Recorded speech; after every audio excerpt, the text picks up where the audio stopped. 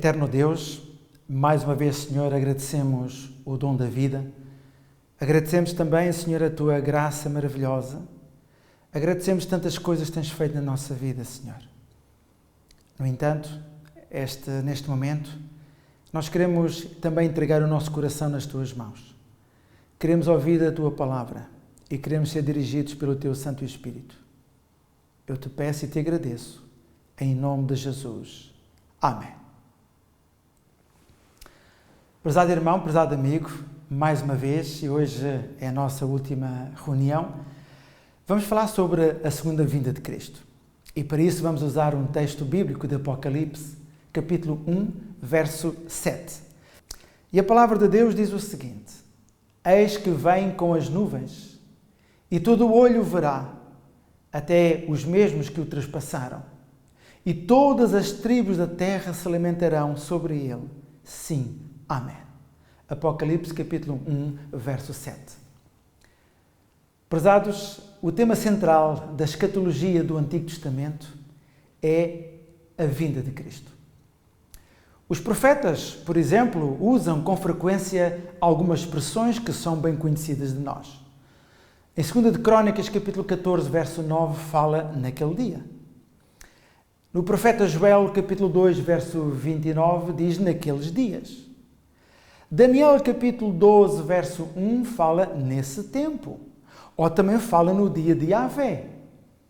Ou seja, é aguardado como um grande acontecimento decisivo na história da humanidade. E é nesse sentido que nós, como crentes, como povo remanescente, nós também acreditamos na segunda vinda do Senhor Jesus. Por isso, o objetivo desta mensagem é que a nossa fé seja fortalecida e que a esperança que existe no nosso coração seja aquecida e, ao mesmo tempo, se manifeste dentro de nós um forte desejo para nos envolvermos ativamente na pregação do Evangelho.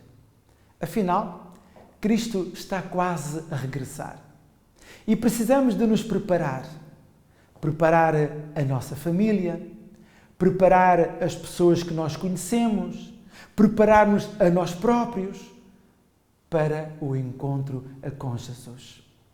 É verdade que quando Cristo vier, será um dia histórico. Histórico porque tantos anos o mundo passou dominado pelo pecado. E quando Cristo vier, o pecado irá a terminar. A segunda vinda de Cristo é considerada um acontecimento importantíssimo.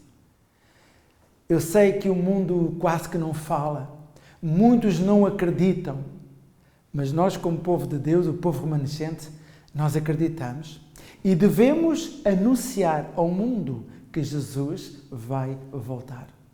Ou seja, Cristo em breve voltará, quer queiramos, quer não. Acreditemos ou não, Jesus vai voltar. E quando Cristo vier, para uns será o dia mais feliz da sua vida, para outros, o dia mais terrível da sua vida. Agora depende em que lugar é que nós nos encontramos. Será um evento culminante. A segunda vinda de Cristo será o máximo. Será tão importante, que fará mudar completamente a história deste mundo e o rumo também que o mundo levou até o dia de hoje. Ou seja, será um evento do qual não se pode escapar.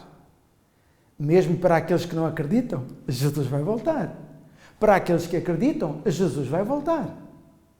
E a partir desse momento, da volta de Jesus, então sim, começa uma nova vida. Todo o planeta será afetado pela segunda vinda. Vejamos, por exemplo, Sofonias, capítulo 3, verso 8. Portanto, esperai-me a mim, diz o Senhor, no dia em que eu me levantar para o despojo, porque o meu juízo é juntar as nações e congregar os reinos, para sobre eles derramar a minha indignação e todo o ardor da minha ira, porque toda esta terra será consumida pelo fogo do meu zelo. Sofonias, capítulo 3, verso 8. Ou seja, a terra será consumida. Ou seja, haverá o dia do juízo. E o Senhor virá. O Senhor Jesus virá para julgar o seu povo, julgar as nações, julgar os reinos, quem fez o bem e quem não fez o bem.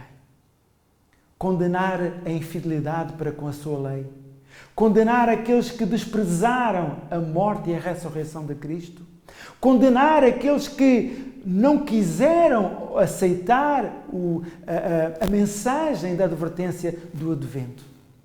Por outro lado, também Deus é justo e Deus não pode deixar que o mundo continue a viver uma injustiça. Deus é justo e na sua justiça Deus condena uns e salva outros. Não porque Deus gosta de destruir, condenar uns e salvar os outros, não. Mas é por aquilo que nós escolhemos, por aquilo que nós aceitamos e por aquilo que pomos em prática na nossa vida. Quando Jesus vier, ao contrário de que outras religiões apregoam, a vinda de Cristo será pessoal e literal. Não será de uma forma invisível, de uma forma local, não. Será para todo o mundo poder ver ou saber. Portanto, será pessoal e literal. Jesus subiu ao céu de uma forma humana e glorificada. E voltará pessoalmente, exatamente dessa forma humana e glorificada. Mas virá com poder e glória, para nunca mais o pecado poder reinar neste mundo. Assim, sabemos que os anjos também acompanharão esse momento da vinda de Jesus a esta terra. Todos os anjos sairão do céu e virão com Jesus. É por isso que será universal, será mundial. Todos verão Jesus voltar a esta terra. Daí que é importante, prezado amigo e prezado irmão, que acreditemos num advento literal, pessoal, que não tenhamos outra ideia ou outra noção escatológica diferente da segunda vinda de Cristo. Prezado irmão, será de uma forma visível e audível. Aqueles que estarão vivos na terra verão Jesus voltar, ouvirão e verão de uma forma visível Jesus vindo nas nuvens do céu para nos levar para junto dele. Voltamos a Apocalipse capítulo 1, verso 7. Eis que vem com as nuvens, e todo o olho verá, até os mesmos que o trespassaram, e todas as tribos da terra se lamentarão. Sim, amém. Apocalipse 1, 7. Jesus advertiu os seus discípulos de que falsos profetas tentariam levá-los a crer numa segunda vinda oculta, silenciosa, misteriosa, com o rapto secreto dos justos. Por exemplo, aquilo que se por vezes fala no arrebatamento secreto. A vinda de Jesus será pública, anunciada com sons de trombeta, assim como no passado era anunciada a chegada dos reis. Quando se anuncia com as trombetas, não pode ser secreta. Mas vamos ler Mateus capítulo 24, verso 30 e o verso 31.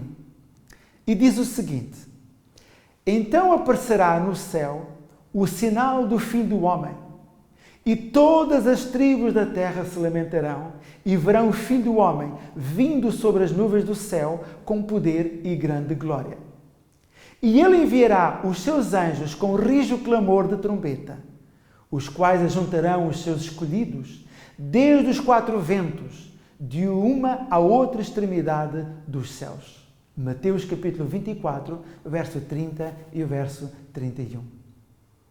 Cristo virá de forma gloriosa e triunfante. A sua primeira vinda foi uma cheia de humilhações, mas a segunda será gloriosa. Ele virá com poder e glória. Os anjos o acompanharão. Será um dia extraordinário. Cristo voltará como o Rei dos Reis, o Senhor dos Senhores. Quando Cristo vier, a sua vinda será cataclísmica. Leiamos 2 de Pedro, diz assim: mas, principalmente, aqueles que, segundo a carne, andam em concupiscência da imundícia e desprezam as dominações, atrevidos, obstinados, não receiam blasfemar das autoridades. 2 de Pedro, capítulo 2, verso 10. Ou seja, da mesma forma que o dilúvio aniquilou o mundo antediluviano, assim a segunda vinda de Cristo fará o céu passar com grande estrondo e queimará a terra. A vinda de Jesus será súbita e inesperada. Homens e mulheres serão apanhados de surpresa. O Senhor Jesus empregou várias metáforas para advertir os discípulos sobre isso. Mateus 24, 42, Lucas 12, verso 40, Mateus 25, verso 1 a 13. Por exemplo, o apóstolo Paulo acrescenta a isso a figura de dores de parto de uma mulher grávida. 1 de Tessalonicenses, capítulo 5, verso 3. Sinais no mundo natural. Por exemplo, o que estamos a viver neste mundo demonstram que Jesus está para voltar. Porque Jesus falou nos sinais e disse que era o princípio das dores, antes de Jesus voltar.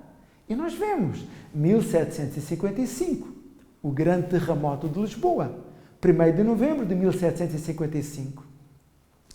O escurecimento do Sol, em 19 de maio de 1780. A queda das estrelas, ocorrida em 13 de novembro de 1833. Atualmente, fomes, terremotos, pandemias, tudo o que se passa à nossa volta, lembra-nos de que o fim está a chegar para esta terra. Sinais no mundo moral. Jesus fez uma declaração-chave ao descrever a condição moral nas vésperas da sua vinda. Ele disse, por exemplo, em Mateus 24, verso 12, ele disse: e por se multiplicar a iniquidade, o amor de muitos esfriará. Mateus 24, verso 12. Por isso, essa iniquidade, essa maldade, demonstra uma coisa. Demonstra especificamente a ausência do respeito à lei de Deus. Aqueles que não guardam os mandamentos de Deus são aqueles que mais praticam a iniquidade. E é dessa ilegalidade que emanam, infelizmente, todos os desvios do ser humano. É por isso, prezado amigo e prezado irmão, os nossos pecados vêm como consequência a uma desobediência voluntária à vontade de Deus. E quando essa desobediência existe, resulta em tantos problemas para cada um de nós. Não só o pecado contra o nosso Deus, mas conflitos familiares, divórcios que aumentam, conflitos entre as nações, rupturas sociais, exploração das pessoas, perda de respeito uns pelos outros. Esses são os sinais sociais, os sinais que nos tocam de uma maneira eficaz e nós podemos ver à nossa volta. Parece que ninguém mais tem paciência, parece que ninguém mais tem tempo uns para com os outros. Sinais, aliás, no mundo religioso. O livro do Apocalipse revela o surgimento de um grande movimento religioso de extensão mundial. E vai acontecer que este movimento surgirá um pouco antes da vinda de Jesus. Na visão dada ao apóstolo João, o anjo que anuncia a segunda vinda de Cristo simboliza também esse movimento em Apocalipse capítulo 14, verso 6. Essa própria mensagem indica quando ela devia ser pregada. O facto é que o povo de Deus tem sido ativo e está a crescer ao redor do mundo. E isso mostra a atuação direta de Deus em nosso favor. Considere alguns números que mostram o fortalecimento da pregação do Evangelho. Por exemplo, os adventistas do sétimo dia proclamam hoje o Evangelho eterno em mais de 216 países em todo o mundo. Mais de 20 milhões de adventistas se reúnem ao sábado pela manhã para louvar o nome de Deus e durante o dia pregam o Evangelho eterno. O Senhor nos faz um chamado. Nós somos, como a profecia diz, que haveria o remanescente, aqueles que guardam os mandamentos de Deus e têm o testemunho de Jesus Cristo. E quando nós vamos ver o testemunho de Jesus Cristo em Apocalipse, diz que é o Espírito da profecia. Então o remanescente de Deus guarda os 10 mandamentos e tem o Espírito da profecia. 2 características que vão identificar o povo verdadeiro antes da segunda vinda do Senhor Jesus. A grande pergunta que hoje fazemos para cada um de nós: estou eu preparado para esse grandioso dia? Será que eu não preciso estudar mais a palavra do Senhor? Será que eu não preciso mais conhecer o Espírito da profecia? Não devo eu manter uma íntima comunhão com Deus? Não precisamos nós essa santidade para obter vitória sobre as fraquezas? Entregar a nossa vida ao Senhor, confiar nele e Ele tudo fará na nossa vida. Precisamos trabalhar de uma forma diligente, de uma forma ativa, progressiva, até à volta de Jesus. Não podemos ser a igreja de Laodiceia morna, não. O Senhor identificou a igreja perto do fim, mas para dizer que não podemos ser assim. É o contraste. Devemos ser ativos, proclamar a mensagem, viver a mensagem e ter sempre Cristo no nosso coração. Que Deus o abençoe, prezado irmão, prezado amigo, de que Deus tem um plano para si.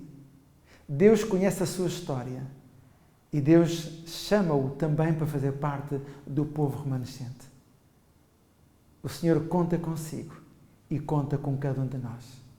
Que Deus vos abençoe. É o meu desejo e a minha oração. Amém. Pai Santo, a nossa grande esperança é a volta de Jesus. Em breve Jesus voltará nas nuvens dos céus. Os que fizeram o bem vão para a vida eterna e os que fizeram o mal para a morte eterna. Tu nos dás o tempo da graça neste momento, o tempo de escolha. Faremos parte da primeira ressurreição ou da segunda ressurreição? Temos nós consciência dos tempos em que estamos a viver?